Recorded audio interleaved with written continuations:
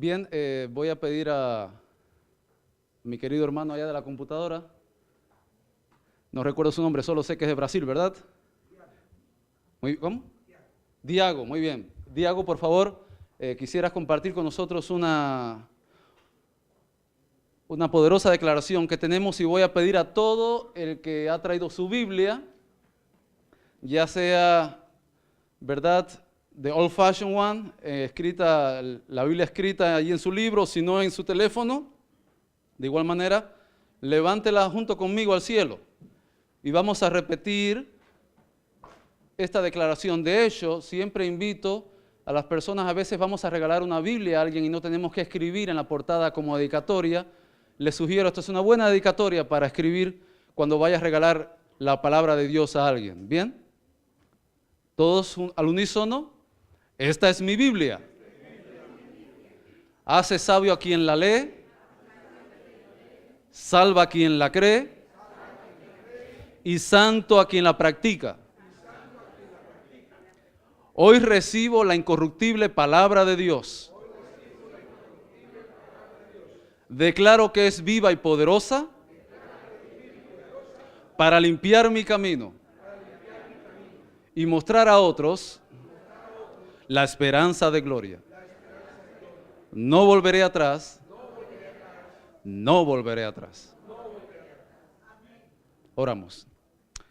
Querido Padre Celestial, por tu gracia somos lo que somos.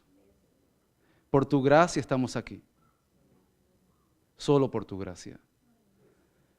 Te agradecemos, Jesucristo, por lo que has hecho en nuestras vidas. Pedimos perdón por nuestros pecados y pedimos, oh Dios, que envíes tu Espíritu Santo para que al abrir tu palabra podamos entenderla y podamos recibir poder de lo alto para practicarla. Permite que todas las personas que nos hemos congregado en esta mañana en tu casa, que ha sido llamada casa de oración para todas las naciones, podamos recibir tu bendición. Que al salir de este lugar salgamos con más fe con la que llegamos. Y permite, oh Dios, que nunca nos volvamos atrás. En tu nombre, Jesús. Amén.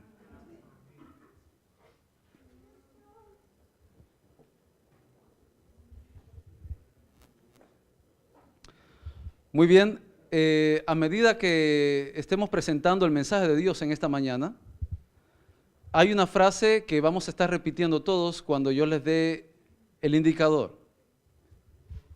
Y esta frase es cuando yo diga, porque yo ando, ustedes van a responder, sembrando esperanza. Muy bien, vamos a ensayar. ¿Lo que les parece si lo practicamos un poco? Porque yo ando. Bueno, algunos se quedaron atrás. Vamos a ver, vamos a tratar de hacerlo todos al unísono. Muy bien. Porque yo ando. Porque yo ando. Porque yo ando sembrando esperanza. Amén. Vamos a abrir nuestras Biblias, Evangelio según San Mateo, capítulo 28.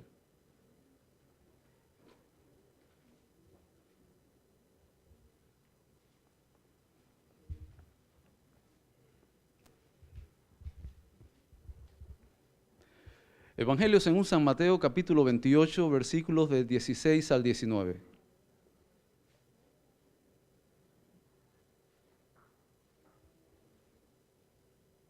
¿Pueden decir amén si ya lo tienen? Amén. Evangelio según San Mateo, capítulo 28, versículos 16 al 19, declara de la siguiente manera.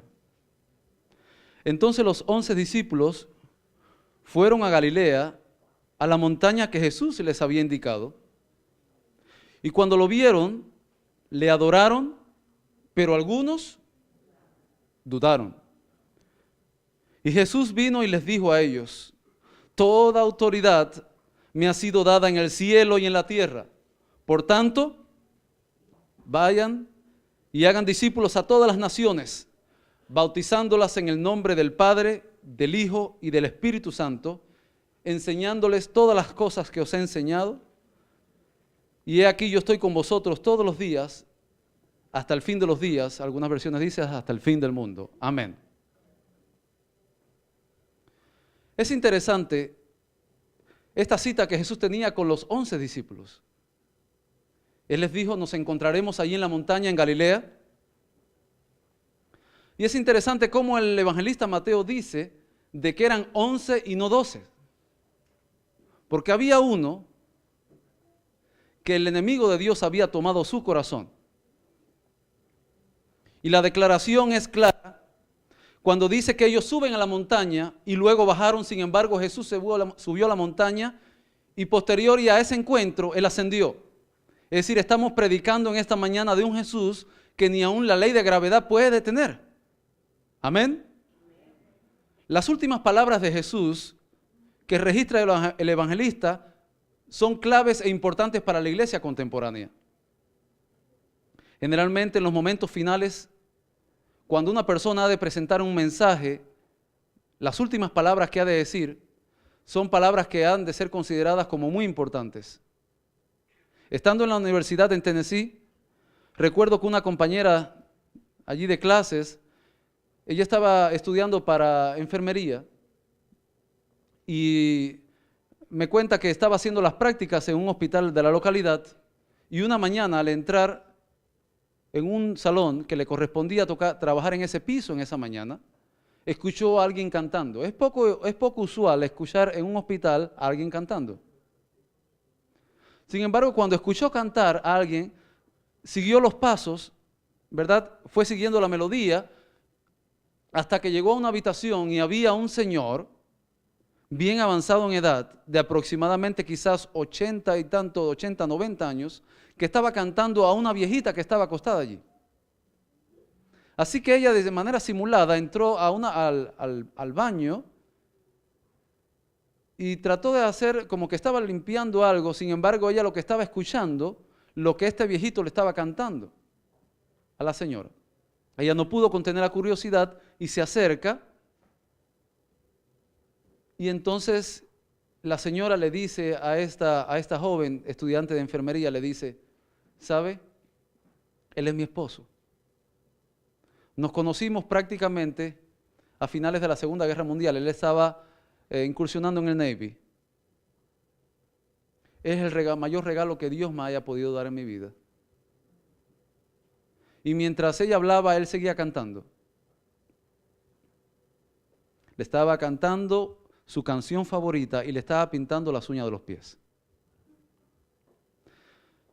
Mi amiga dice que no pudo contenerse frente a tan gran escena de amor. Nunca en su vida había visto algo similar. Salió de la habitación y el hombre siguió cantando. En horas de la tarde ella quiso regresar al piso para nuevamente cerca de la sala para ver qué había sucedido finalmente con la señora, que estaba en una condición bien crítica. Para sorpresa suya, cuando entra a la habitación, hacía aproximadamente como 2 minutos que la señora había acabado de fallecer. Y el Señor seguía cantando. Por lo tanto, ella llamó al médico, el cual declaró que ella había cesado. Y así terminó aquel cuadro de amor. Cuando ella me contaba esta historia, yo pensaba realmente en el poder que tienen las palabras finales. Ella estaba falleciendo, su esposo estaba a su lado, y sin embargo ella le decía a esta joven, es el regalo mayor que Dios ha podido dar en mi vida. Lo único que siento que yo nunca le pude dar hijos, decía ella en el momento final de su vida. Ahora encontramos a Jesús en un momento crucial. Había estado compartiendo con los discípulos aproximadamente 3 años y medio y estaba a punto de retirarse. Las palabras finales eran un momento clave en los cuales ellos deberían considerar esas palabras. Las palabras finales de Jesús. Dice la Biblia que cuando ellos se encuentran con el maestro allí en la montaña, le adoraron, pero algunos ¿qué? ¿Pero algunos qué? Dudaron. Algunos dudaron. Claro, había razones quizás humanamente, de manera lógica, para dudar. ¿Por qué?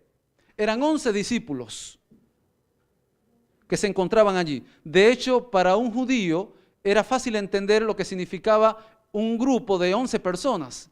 Porque en la cultura judía el número 11 significa incompleto, significa imperfección y desorden. Así que Jesús estaba dejando a un equipo supuestamente desordenado e incompleto para una misión tan grande que ellos ni siquiera podían entender cómo la iban a realizar. Por ejemplo, en el santuario, cuando vamos en nuestras Biblias al Antiguo Testamento y estudiamos el santuario que Moisés construyó en el desierto, este santuario estaba cubierto por 11 cortinas de pieles de cabra. Y precisamente estaba cubierto por 11 cortinas de pieles de cabra porque era un simbolismo de algo transicional, de algo que estaba mostrando algo mayor. Por eso este santuario tenía 11 cortinas de pieles de cabra, representando de que era un santuario que no era el fin en sí mismo, sino que era un medio para mostrar la perfección de Dios, que de alguna manera el hombre pudiese visualizarla. ¿Recuerdan la parábola que presenta allí también el evangelista en Mateo capítulo 20 de la hora undécima? Es decir, en la Biblia vamos a encontrar muchos ejemplos donde el número 11 es un número que prácticamente en vez de traer esperanza, trae preocupación, trae incertidumbre, porque es el número que representa lo incompleto, lo imperfecto, lo desordenado. Y ahora dice la Biblia que cuando estos 11 hombres se encuentran con Jesús, en el momento ya en que él iba a partir, dice que aunque algunos le adoraron, otros ¿qué? Dudaron. Y para colmo, cuando leemos en el Evangelio mismo de Mateo, en el capítulo 28, en el versículo 10, Evangelio de Mateo 28, capítulo 10, dice que cuando Jesús resucita y se le muestra allí a las mujeres, les dice, no tengan temor, sino vayan a sus hermanos que están en Galilea y dígale que nos encontraremos allá. Es decir, cuando Jesús resucita, las primeras personas que recibieron el mensaje de la resurrección, ¿quiénes fueron? Mujeres.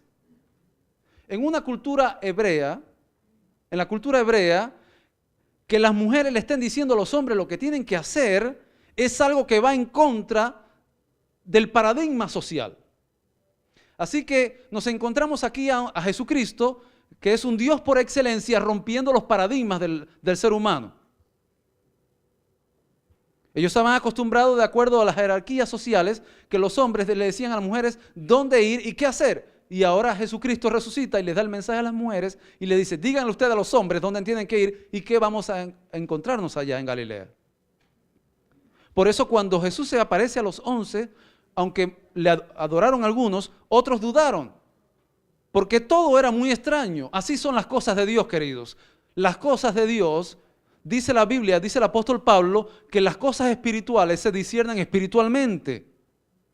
Porque el hombre carnal no puede percibir el mundo espiritual. Si yo te preguntase en esta mañana, si quizás en el año 2000 ibas a pensar que te ibas a encontrar en una iglesia adventista adorando a Dios aquí en Boca de Ratón en los Estados Unidos, el estado de Florida, quizás me diría, estás loco.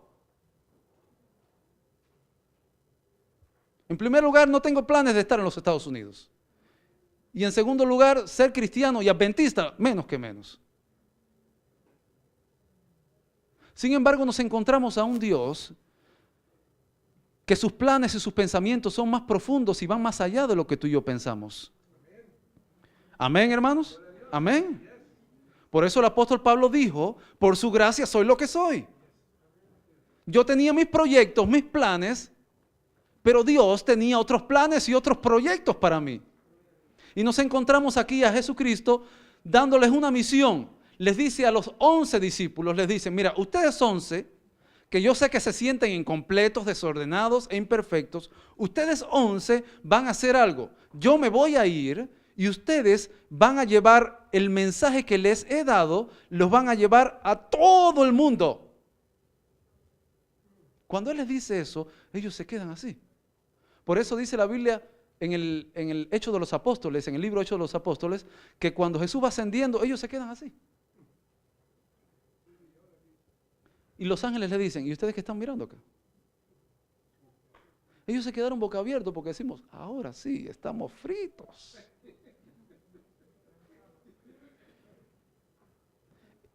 Se iba y para colmo les deja un mensaje, una comisión. Ustedes van a alcanzar a todo el mundo. Esta gente estaban preguntándose cómo iban a alcanzar a todo el mundo. Se calcula que en el primer siglo habían alrededor de 300 millones de personas. 300 millones de personas. Y no había internet, por supuesto. Ni siquiera tenían auto, como nosotros tenemos, ¿verdad? Estoy en Miami, en media hora estoy en Boca Ratón. Ni siquiera el celular lo tenían. Estaban allí, solamente tenían la orden de Jesús. Lo interesante es que tú y yo profesamos y creemos en un Dios. Estamos declarando que creemos en un Dios que cuando Él te da una orden, Él te capacita para que cumplas. Dios nunca llama a su iglesia, Dios nunca ha llamado a su iglesia a hacer algo que tú y yo no podamos hacer, porque cuando tú y yo nos colocamos en las manos de Dios, somos omnipotentes por el que habita en nosotros. Vamos a hacer un poco de contexto histórico para que podamos entender de manera clara y visible lo que estaba sucediendo en aquel entonces, en el primer siglo. ¿Cómo era el mundo en el primer siglo? Bueno, prácticamente el mundo estaba gobernado, estaba bajo el poder regio de Roma, que era conocido como el Hierro, el imperio del Hierro. Ahora Dios les dice, Jesucristo les dice a los discípulos, a los 11 discípulos, ustedes van ahora a predicar un mensaje no de hierro, sino de amor. Así que vemos aquí el contraste entre el amor y el hierro. César Augusto, el emperador romano, él formó la imagen de la grandeza de Roma. Los historiadores dicen que la personalidad de César Augusto era contradictoria. César Augusto era capaz de la violencia más brutal y de la compasión más tierna. ¿Se les parece a alguien? Un personaje contradictorio, capaz de la violencia más brutal y de la compasión más tierna. Los dominios de Roma se extendieron desde Gran Bretaña hasta el norte de África y desde España hasta las fronteras asiáticas. Es decir, prácticamente todo el mundo conocido, casi todo el mundo conocido, estaba bajo el poder de Roma. Hablar de Roma y hablar del deporte era por supuesto obvio. Los deportes en Roma eran bien conocidos. En el tiempo en que Jesús estaba en su ministerio, había un sumo sacerdote llamado el sumo sacerdote Jasón, que él fundó en Jerusalén un gimnasio deportivo al estilo griego-romano, donde se practicaba lucha, boxeo y natación, y donde muchos de los sacerdotes iban allí también a practicar estos deportes. Es decir, había un ambiente deportivo muy grande. El Coliseo Romano, cuando hablamos de Roma, no podemos dejar de hablar del Coliseo Romano, donde tenía capacidad aproximadamente para 50,000 personas. Allí estaban los gladiadores, donde hombres entre ellos luchaban por la vida, pero también allí en el Coliseo Romano se hacían eventos de cazas de animales, también las carreras de carro, conocidas como las carreras de las vigas. Es decir, todo esto se traducía en sangre, en excitación, en lujuria, en placer. La pregunta, querida iglesia, en esta mañana es, cuando analizamos el contexto histórico del mundo en el primer siglo, quizás sería muy diferente a lo que tú y yo estamos viviendo hoy. Quizás los Estados Unidos de Norteamérica, donde vivimos ahora, que es nuestra casa, es un poco diferente a todo esto. ¿O acaso la gente no sigue buscando excitación, lujuria, sangre y descontrol? ¿Será acaso el estado de la Florida, donde tú y yo vivimos un poco diferente al mundo del primer siglo, a la realidad del primer siglo? Como 11 personas, la mayoría de ellos pescadores, cobradores de impuestos, personas sin letra, sin universidad, cómo estas personas iban a llevar el mensaje de Jesucristo a todo el mundo conocido en el primer siglo, 300 millones de personas aproximadamente. Miren, aquí en el estado de la Florida, habemos alrededor de 140,000 adventistas. Para una población alrededor de 20,700,000 habitantes. Si sacamos matemática, como 140,000 personas vamos a llevar el mensaje de que Cristo viene y viene muy pronto a 20,700,000 personas. Por eso dice la Biblia que algunos dudaron. Y querido, quiero decirte algo, la duda no trae consigo bendición, en ningún momento. Por eso el apóstol Pablo en la carta a los Efesios, en el capítulo 4 y en el versículo 23 dice, y renuévense en el espíritu de vuestra mente. Algunas versiones dicen, y cambien su manera de pensar. Porque en el momento que tú y yo venimos a Jesucristo, lo primero que hace el Señor en nuestra vida es cambiar nuestra perspectiva de las cosas. Lo primero que hace Jesucristo, Jesús en tu vida, cuando llega a nosotros, es cambiar completamente la perspectiva de las cosas. Y si antes eras una persona negativa, entonces te conviertes no solamente en una persona positiva, sino en un hombre y una mujer de fe. ¿No decimos amén? Si antes pensabas que no era posible, ahora la palabra te declara que todo lo puedo en Cristo que me fortalece. Es decir, las perspectivas de lo que ocurre en la visión de una persona que se encuentra con Jesús es grandiosa. Porque todo cambia de manera inesperada y de manera progresiva. Por eso el apóstol dijo, y renuévense o renovaos en el espíritu de vuestra mente, porque yo ando. Ay, se quedaron dormidos ahí, se quedaron dormidos. ¿Recuerden el trato que hicimos al principio? ¿Verdad? Porque yo ando. No me gustó eso, más fuerte. Porque yo ando. Amén, porque yo ando sembrando esperanza. El apóstol dice, cambien su manera de pensar porque nosotros andamos sembrando esperanza. Es imposible que podamos sembrar esperanza en los corazones de las personas si primeramente nosotros no somos recipientes de esperanza. Por eso en la primera carta a los Corintios, en el capítulo 16 y en el versículo 22, el apóstol dice allí, si alguno no ama al Señor Jesucristo, sea anatema, maranata. Y uno lee eso muchas veces en la Biblia y dice, ¿qué quiere decir esto? Miren, queridos, en la iglesia primitiva, en la iglesia apostólica, había un saludo entre los hermanos. El saludo era maranata.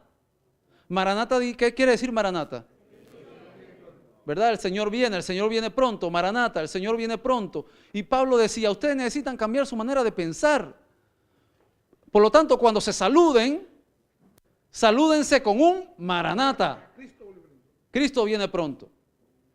Y esta es una verdad que nosotros necesitamos regresar de nuestros orígenes. Cuando la iglesia adventista se organiza, en el año 1863 se organizó oficialmente, pero cuando sale del movimiento adventista del 44, de la década del 40 a 1800, el sentir de ese movimiento era un sentir maranata. Es decir, yo soy adventista porque yo predico y porque yo creo y porque yo vivo y porque yo siento que mi Señor está a las puertas.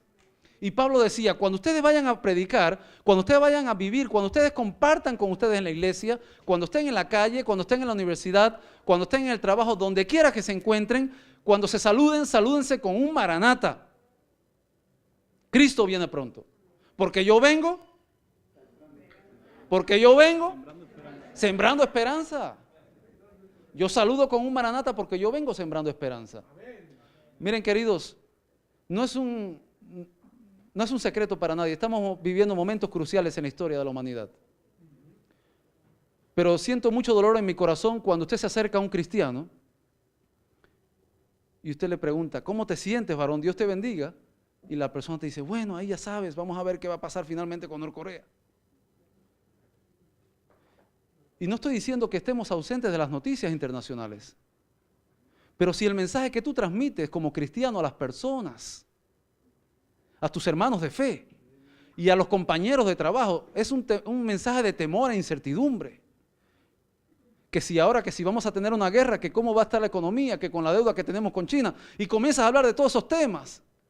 Entonces, ¿de qué manera puedes transmitir esperanza y puedes cumplir con la misión de Jesucristo? Es imposible. Recordemos que lo primero que ocurre en la vida de un cristiano cuando se encuentra con Jesús es precisamente esa experiencia que transforma completamente todas tus perspectivas. Y entonces, si antes hablabas de temor e incertidumbre, como me dice mi tía, ya ni siquiera cuando voy a dormir, me dice mi tía, enciendo el TV, la televisión, porque todo es tan negativo, todo es desastre, tragedias y muerte, que cuando duermo ya hasta sueño que estoy allá en Jerusalén, en medio de las balas. Así que decía, yo prefiero cuando voy a dormir, pues pongo música cristiana, comparto las promesas de Dios y dormimos tranquilos. Y yo decía, no es que estemos ausentes de lo que está ocurriendo a nuestro alrededor. Pero tú y yo necesitamos que nuestra lengua, miren queridos, dice la Biblia que lo que profeses con tu lengua así será. E indudablemente hay un principio de psicología que dice que la repetición de las palabras se convierte en actos. Y que la repetición de los actos se establecen en hábitos, confirmándose así el carácter. Condición de un niño, página 184. La sierva de Dios lo declara. Es decir, que si día tras día yo me pregunto, mis palabras mayormente en el día, ¿qué son? ¿Palabras de esperanza? ¿Palabras de consuelo? ¿Palabras de confirmación? Y no estoy diciendo con esto que vivamos en un mundo imaginario. Somos parte del mundo, somos parte de la ciudad, somos parte del país. Pero Jesucristo dijo, mi reino no es de este mundo. Por lo tanto, aunque estoy aquí, yo voy hacia un lugar y sé a dónde voy. Y si yo espero que yo pueda ser un sembrador de esperanza, entonces yo necesito que mis palabras traigan esperanza y consolación y fe al mundo que me rodea. Recién llegado aquí a los Estados Unidos, estaba trabajando en una compañía haciendo puertas y ventanas de cristales. Me había especializado en el departamento y operaba alrededor de 8 máquinas. Y creía que era una persona indispensable. Equivocación. Equivocación. Somos importantes para Dios, somos cruciales para Dios, pero entre los hombres nadie es indispensable para nadie. Y yo pensaba que era indispensable en el departamento porque el único que manejaba las 8 máquinas era yo. Habían algunos que manejaban otros, 1 o 2, así que empezaron alrededor de un año de estar trabajando ahí y comenzaron a dar layoff. Layoff es comenzar a despedir a las personas. Le decían, bueno, muchas gracias por tu trabajo, hoy es tu último día de trabajo. Ni siquiera avisaban. Así que las personas venían donde estaba yo y me decían, Daniel, ¿sabes? Yo no puedo perder mi trabajo, mi familia está en Nicaragua. Ellos necesitan el dinero que yo estoy mandándole todos los meses, la remesa. No puedo perder este trabajo. Por favor, ora por mí. Otros venían, por favor, mira, mi familia está en Guatemala, yo estoy mandándole todas las remesas todos los meses, por favor, ora por mí, que Dios permita que no me despidan. Y yo estaba orando y orando y orando, intercediendo por las personas. Y un día viene el manager y me dice, Daniel, acompáñame por favor. Y me llevó a la oficina de recursos humanos. Y me dice, sabes, agradecemos tu trabajo, excelente trabajo, pero hoy es tu último día.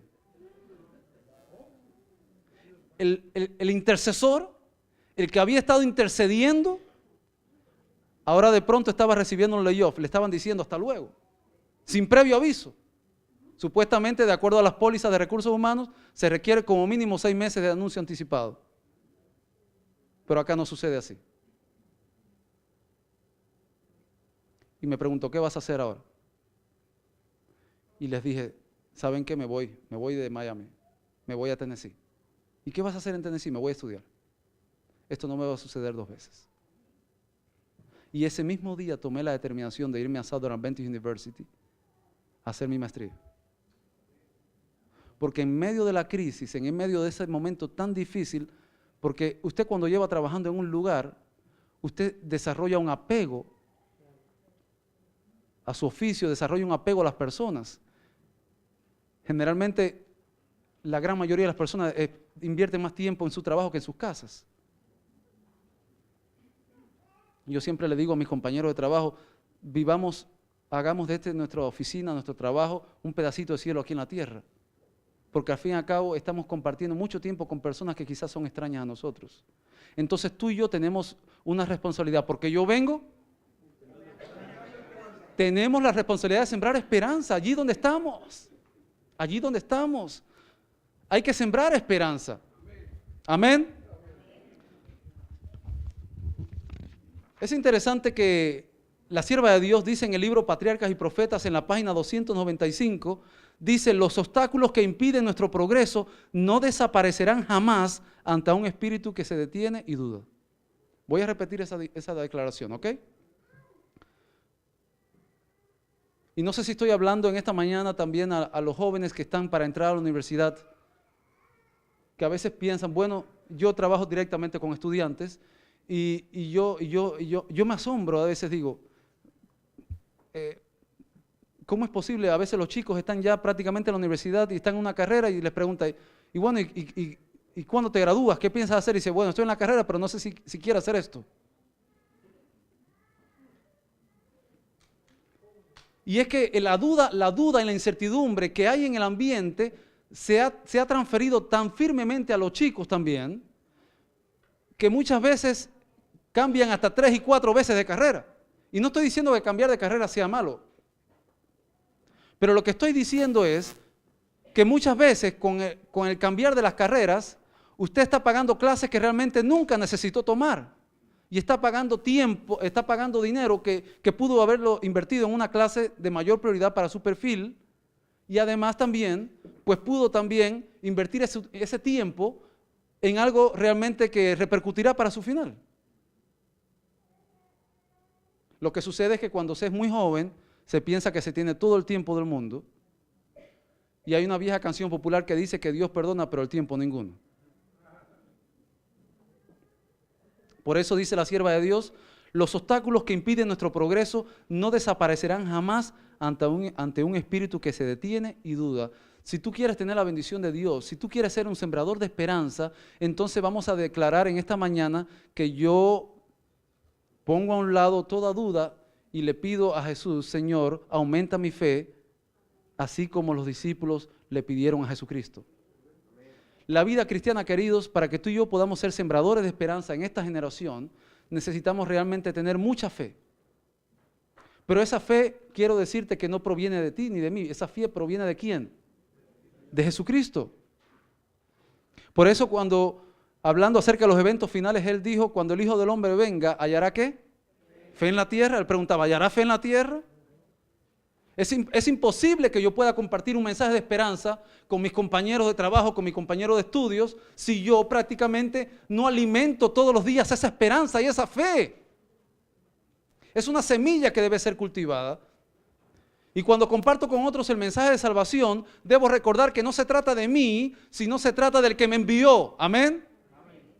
Miren, en la historia de nuestra iglesia han habido grandes evangelistas. Y uno de los grandes evangelistas que ha tenido nuestra iglesia se llamó Dudley Cartwright. Dudley Cartwright le llamaban el pico de oro. He escuchado que el próximo año el pastor Bullón estará con nosotros acá, ¿verdad? ¿Este año? Este año. Cuando hablamos de un evangelista, enseguida pensamos en el pastor Bullón, porque es un hombre que Dios usa poderosamente. Bueno, Dudley Cartwright, a los inicios de la iglesia, fue un evangelista poderoso, que reunía miles y miles de personas en sus mensajes. Una noche, en la década de 1840, Dudley Cartwright estaba dando un evangelismo en Texas, en una de las iglesias nuestras más grandes de Texas, y al terminar el programa salió a caminar junto con su amigo que era el pastor local. Así que caminando por la calle se sentaron en un parque y Dudley le dice a su amigo el pastor local, le dice, ¿sabes qué? Si nuestro mensaje no fuera tan impopular, yo sería más famoso.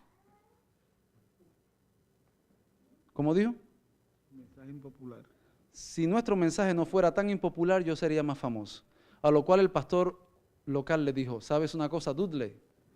El día que dejes este mensaje impopular, como tú le llamas, volverás al mismo lugar de donde saliste. Y la historia nos cuenta que Dudley Cartwright se convirtió en un rebelde del pueblo de Dios y murió solo. Los únicos que visitaron a Dudley Cartwright en el momento del ocaso de su vida fueron los adventistas del séptimo día, los mismos que él decía que predicaban un mensaje impopular. ¿Se dan cuenta ustedes? Por tanto, queridos, cuando hablamos de compartir esperanza con otros, no estamos hablando de talentos. Estamos hablando que la testificación no es un talento, sino es un rol. El Evangelio según San Mateo capítulo 4, versículo 19, Jesucristo dijo, síganme y yo los voy a hacer pescadores ¿de qué? De hombres. En otras palabras, si no estás interesado en llevar personas al reino de Dios, es porque no le estás siguiendo. Por eso Él dijo, síganme y yo los haré. Es decir, el resultado inmediato, el rol que yo recibo en el reino de Dios inmediatamente que decido seguir a Jesucristo, es que es llevar personas al reino de Dios. Por lo tanto, si yo no estoy interesado en mi diario vivir, en llevar personas al reino de Dios, es que yo no estoy siguiendo realmente los pasos de aquel que me llamó. Y es importante que entendamos que cuando hacemos esto, cuando tú y yo estamos testificando y compartiendo con otros, es importante que entendamos que la primera ley del cielo es el amor. Yo sé que muchas veces hemos escuchado en nuestras iglesias que la primera ley del cielo es el orden. Y es correcto en el contexto en que se escribió. De hecho, cuando se dice la primera ley del cielo es el orden, se está hablando, el Ellen White menciona esta declaración de un poeta inglés del siglo XVI, lo presenta en el orden refiriéndose al mundo físico, es decir, la organización de los astros, cómo Dios lo ha organizado, lo ha establecido, lo ha diseñado todo de manera tan perfecta. Sin embargo, cuando hablamos en materia de relaciones interpersonales, estamos declarando enfáticamente que la Biblia tiene evidencias suficientes para mostrarnos que la primera ley del cielo es el amor en cuanto a las relaciones interpersonales. Es imposible que yo pueda compartir esperanza con otra persona o alimentar la esperanza dentro del pueblo de Dios si primeramente yo no me aseguro que el amor de Jesucristo está en mi corazón. Por eso cuando yo testifico, mi vida espiritual se fortalece, la vida del que me escucha se fortalece también, y yo digo, cada uno debe entender que cada año como cristiano, como sembrador de esperanza, yo necesito ser mejor. Si hace 5 años atrás usted llegó a los Estados Unidos y usted es el mismo de hace 5 años atrás, entonces algo anda mal. Porque todos los días, año tras año, yo debo ser una persona con una mejor calidad de vida. Y no estoy hablando solamente materialmente, sino estoy hablando en términos espirituales también. Mi hermana siempre dice que este país es una escuela. Y yo estoy de acuerdo con ello, ¿verdad? Aquí se aprende desde cómo manejar sus finanzas hasta los modales también. Y me gusta cuando salgo de Miami y llego aquí a Boca Ratón que nadie me pita el carro. Tengo un estudiante que el otro día llegó al aula y me estaba asustado. Digo, ¿qué te pasa? Y dice, no, es que venía en un auto, un amigo me daba un ride y mi amigo le pitó al de adelante y el de adelante paró, sacó una pistola y le dijo, si me tocas otra vez te mato.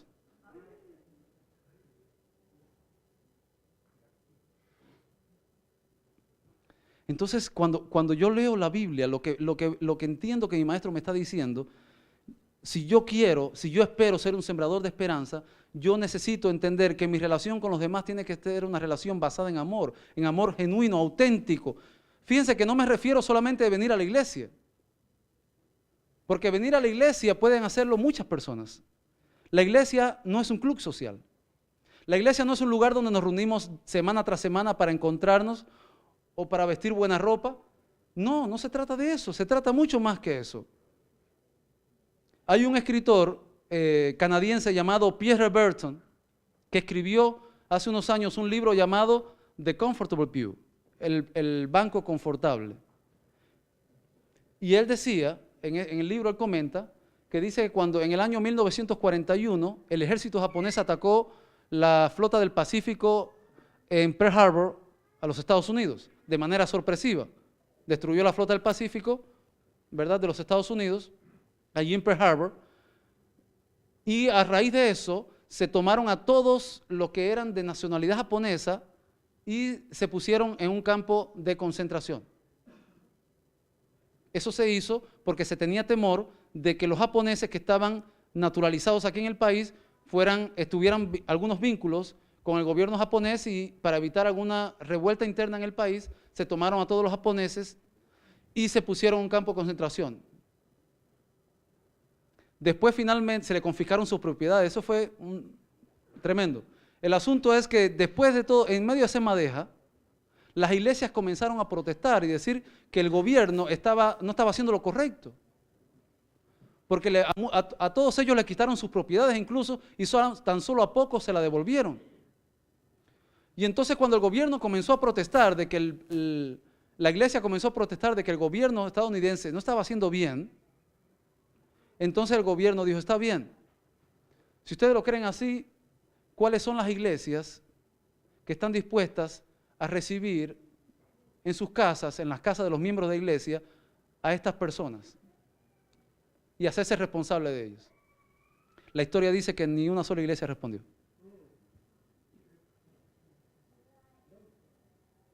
Entonces, Pierre Berton, cuando él escribe, él dice, nosotros como iglesia tenemos también una responsabilidad social. La iglesia, en los Estados Unidos de Norteamérica en este momento estamos viviendo una crisis migratoria muy alta, muy grande. Y aunque tú y yo quizás no podemos cambiar las leyes de inmigración, sí podemos hacer mucho como iglesia por las personas que a veces se acercan y me dicen, oran por mí, que necesito un trabajo. Llegué acá, no tengo documentos, no puedo conseguir trabajo. Y usted se pregunta, bueno, ¿y cómo puedo ayudar a esta persona? Se pueden hacer muchas cosas. Se pueden crear food banks en la iglesia para proveer alimentos y muchas otras cosas que ustedes saben. Pero no tan solo decir, voy a orar por ti para que Dios tenga de ti misericordia. Por eso que cuando tú y yo nos acercamos trayendo esperanzas a los demás, debemos recordar que todos prácticamente somos buenos al menos en una sola cosa. Dios da talentos a todos. Y Dios nos invita para que rechacemos y estemos opuestos al status quo. ¿Saben qué es el status quo? Cuando hablamos de status quo, estamos hablando de no cambio. ¿Siempre lo hemos hecho así? ¿O nunca lo hemos hecho así? Por eso que el ejemplo de Jesucristo que tenemos en la palabra de Dios es de un Dios que prácticamente va en contra del status quo. Él siempre nos invita para que tú y yo rompamos los paradigmas y comencemos de alguna manera interesante, de alguna manera sorprendente, como lo hace el Espíritu Santo, comencemos a alcanzar a las personas con esperanza. Hay muchas personas aquí, queridos, en boca de ratón, o en boca de ratón, que necesitan recibir esta palabra de esperanza y están esperando por ti y por mí. Pero a menos que tú y yo entendamos que necesitamos salir de nuestro confort, porque es muy rico y muy cómodo estar sentados aquí. Todos ustedes se ven espectaculares, con colores combinados perfectos. Pero Jesucristo dijo, bueno, ahora estamos en la montaña, ahora necesitan ir al valle. Necesitamos salir fuera de este confort, de esta calidez, de este buen aroma y comenzar a compartir con otros un mensaje de esperanza que solamente traerá vida, porque Jesucristo dijo, yo he venido para que tengan vida y para que la tengan ¿qué? En abundancia, porque yo vengo, porque yo ando sembrando esperanza. Querida iglesia, en esta mañana yo quiero desafiarte, ora a Jesucristo pidiendo la dirección del Espíritu Santo para que Él te muestre al menos un área donde haya necesidad y donde puedas servir con excelencia. ¿No decimos amén?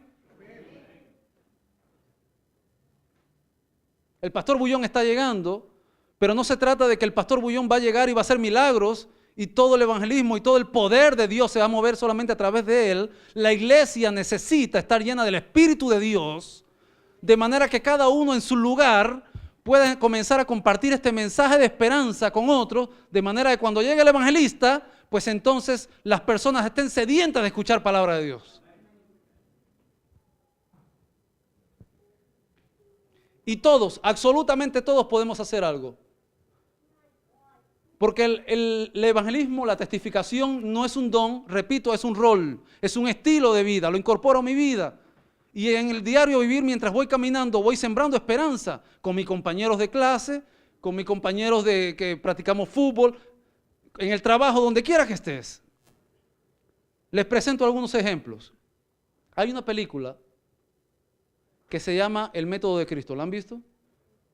Ok, si no la han visto, ¿algunos la han visto? ¿Alguien dijo sí? Muy bien. El año pasado, la Unión Peruana lanzó un proyecto en coordinación con el Ministerio de Bullón llamado para hacer una película a la cual titularon El Método de Cristo. Usted la puede ver en YouTube. De hecho, la recomiendo a los líderes. Es una película excelente para ponerla en la iglesia. La pusimos hace unos meses en Hialeah East y también he escuchado que en Orlando en algunas iglesias la han puesto. El Método de Cristo. Lo interesante de esta película es que esta película cuando se lanzó bajo el proyecto Esperanza. En toda América Latina hay un movimiento evangelístico llamado el Movimiento Esperanza, que comenzó hace varios años atrás. Este movimiento nació como proyección inicial para las grandes ciudades. Alcanzar a las grandes ciudades. Muchos entienden que hay que salir de las ciudades, sin embargo hay una misión grande que hacer también en las grandes ciudades, en las metrópolis. Cuando la Unión Peruana comenzó a hacer este proyecto, dijeron, vamos a hacer una película. Como adventistas no hemos incursionado mucho en el mundo de la televisión, pero hay recursos y hay mucho talento también, muchachos que se gradúan constantemente en nuestras universidades y son altamente calificados. Así que dijeron, vamos a hacer una película, pero vamos a romper el formato tradicional. El formato tradicional es, ¿cuál es? Ok, nuestros jóvenes con sus talentos se unen y hacen la película. Pues ahora no. Ahora vamos a contratar a personas que no son cristianas para que hagan la película cristiana. Y cuando tengan que meterse en el guión, van a conocer la historia de la iglesia, van a conocer la esencia del mensaje de salvación. Y esta gente que no son cristianas, la vamos a poner a que le prediquen al mundo que no es cristiano. Y la Unión Peruana lanzó este proyecto. ¿Hay algún peruano acá? Muy bien. Muy bien. ¡Viva Perú! Muy bien. Así que la Unión Peruana lanza este proyecto y cuando lanzan la convocatoria, varios artistas se presentaron. Yo tuve la oportunidad de hablar personalmente con uno de los artistas principales de la película. Y ella me dijo, mira, yo nunca supe quiénes eran los adventistas hasta que pasé el casting y me aprobaron. Y yo en la película soy una de las personajes principales y yo tuve que entender realmente quién es Dios, de qué se trata el mensaje de salvación. Yo no sabía nada de eso hasta que participé para ganar una plata y los adventistas me pusieron a hacer obra misionera.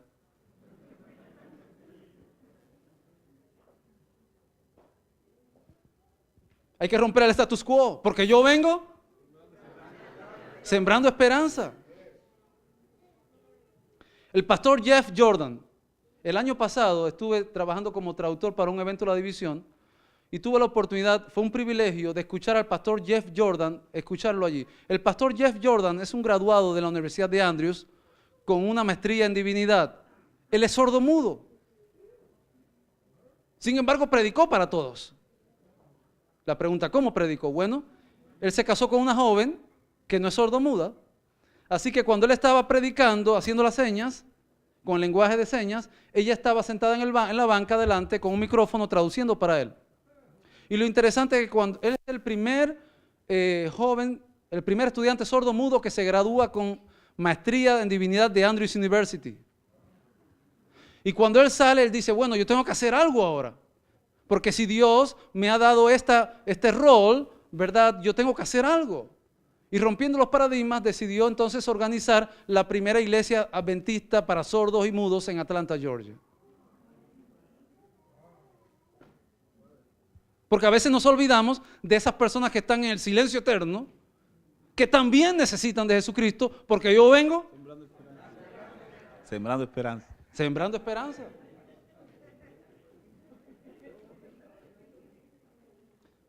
Tengo una tía a quien quiero mucho, la invité para que viniese hoy, pero tiene un problema en uno de sus pies y me dijo, no puedo ir a hacer un viaje de 1 hora sentada en el auto. Ella se llama Irma Moreno y un día me dijo, tengo un proyecto para ti. Digo, ¿cuál proyecto? Me dice, bueno, el proyecto que tengo es que tú la ropa tuya la envías al dry cleaning, ¿verdad? Para que esté siempre planchadito y limpio, ¿verdad? Pero de ahora en adelante no lo vas a enviar al dry cleaning, me lo vas a enviar a mí. Yo voy a hacer el mismo trabajo del dry cleaning y ese dinero lo voy a dedicar para las misiones. Ella tiene como 80 años ya. Todavía está fuerte y entonces me dice, ¿sabes qué? En vez de darle ese dinero a esa gente, me lo vas a dar a mí porque ese dinero va para Dios. No lo necesito para mí, lo necesito para las misiones. ¿Acaso tendrás casi 80, 90 años, 70 años y dice, bueno, estoy jubilado, no tengo plata? Queridos, cuando hay deseo, cuando hay el fervor del Espíritu de Dios en tu corazón, no hay limitaciones. Porque en tus posibilidades y en los recursos que Dios coloca en tus manos, se puede hacer mucho. Porque yo vengo sembrando esperanza. Otro ejemplo. Estuve trabajando en el sur de la isla de Cuba como pastor. Muere una señora de la iglesia, la familia de la señora no era de la iglesia.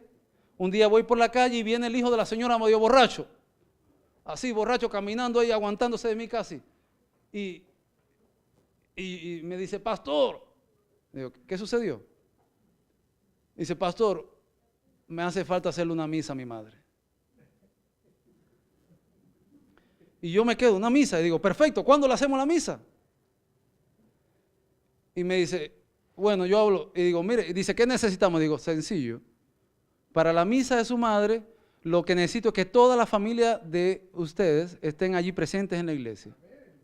Así que yo voy donde está la junta de iglesia y le digo, queridos, el hijo de la señora Rosario ha pedido que tengamos una misa para su madre. ¡Pastor! Por poco salgo hasta por los periódicos de la asociación. El pastor Espinosa queriendo hacer una misa en la iglesia adventista. Le dije, queridos, esta gente, la única referencia que tiene de Dios somos tú y yo, somos nosotros. Ellos ni siquiera saben qué es una misa, ellos simplemente quieren una misa, quieren honrar el nombre de su madre. Así que vamos a hacer el mejor programa que hayamos tenido en nuestra iglesia, vamos a tener un programa con las mejores selecciones musicales, con la mejor decoración, y vamos a comprar una Biblia gigante y vamos a regalarle esa Biblia a esa familia en nombre de la iglesia. Y vamos a predicarle lo que Jesucristo dice acerca del estado de los muertos y de la segunda venida de Cristo. Porque ellos necesitan esperanza y eso es lo que tenemos. Pues vamos a darle esperanza, porque yo vengo sembrando esperanza.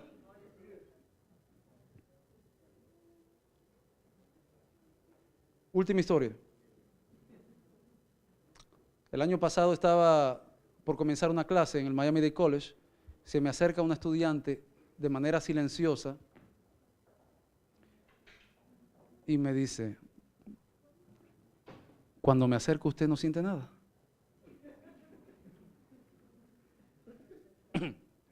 ¿Y qué debo sentir? ¿No siente nada? No. Cuéntame, ¿qué pasó? Esta semana me hice satanista.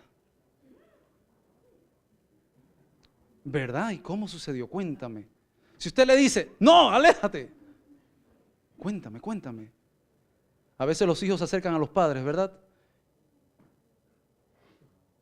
Como mi pequeña sobrinita que le dijo el otro día, tengo una sobrinita de 10 años y se acerca a mi hermana y le dice, mamá, soñé anoche que me estaba casando. Si usted le dice a su hijo, no, de eso no se habla, pecado, nunca más le va a contar. Así que mi hermana dice, cuéntame, cuéntame, ¿cómo fue la boda? Y la niña le contó, ¿y con quién te casabas? Con un compañero de clase.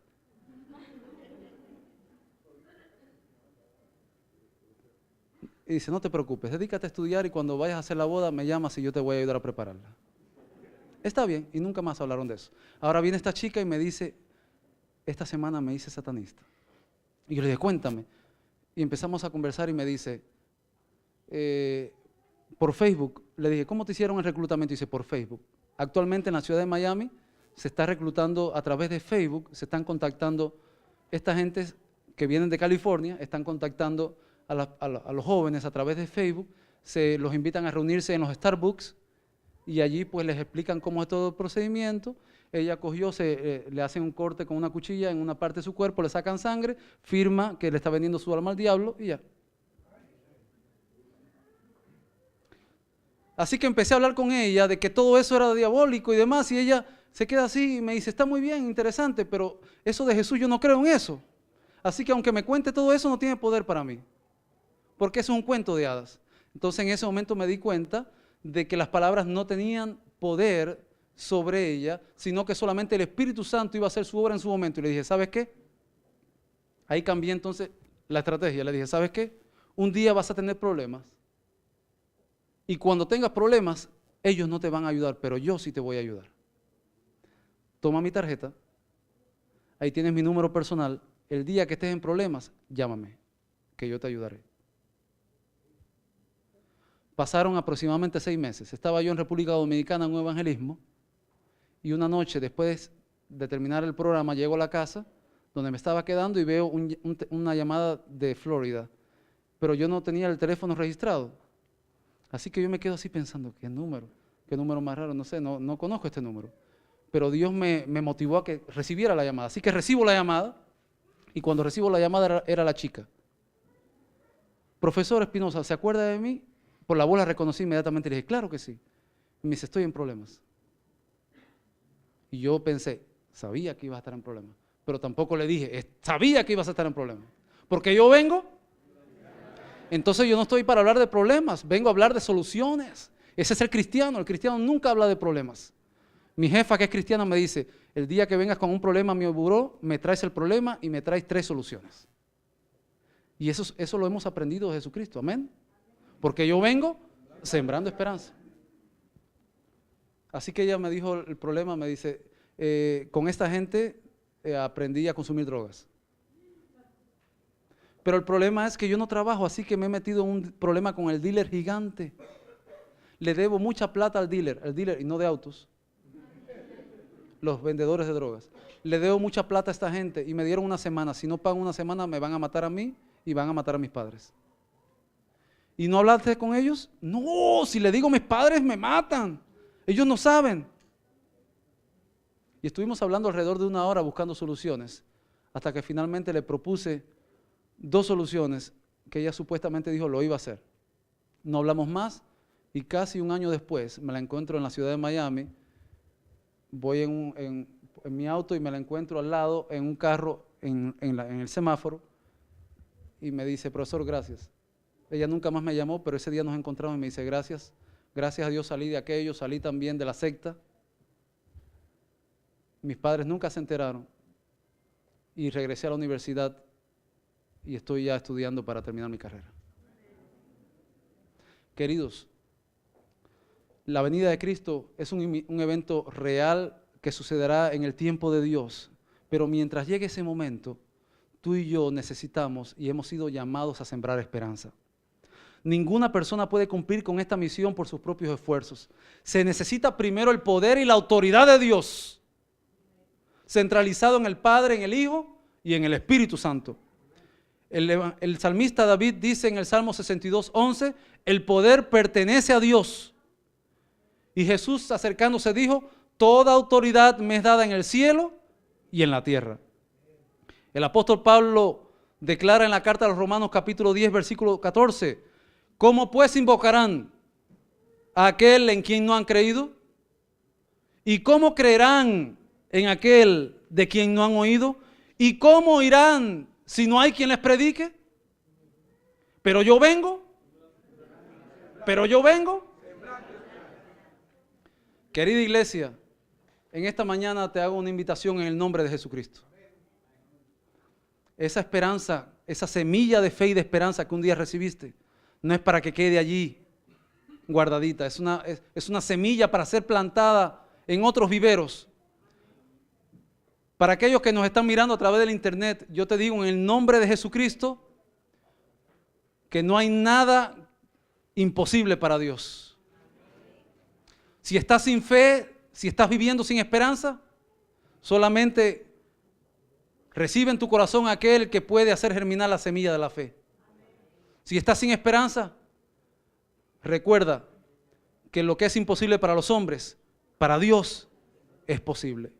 Porque Jesucristo dijo, yo he venido para que tengan vida y para que la tengan en abundancia. En este momento quisiera que cantásemos un canto que Diago tiene listo para nosotros, y yo te voy a pedir mientras cantas este canto, voy a pedirte que tomes tu celular y enciendes la lámpara de tu celular. Préstame el celular. Toma tu celular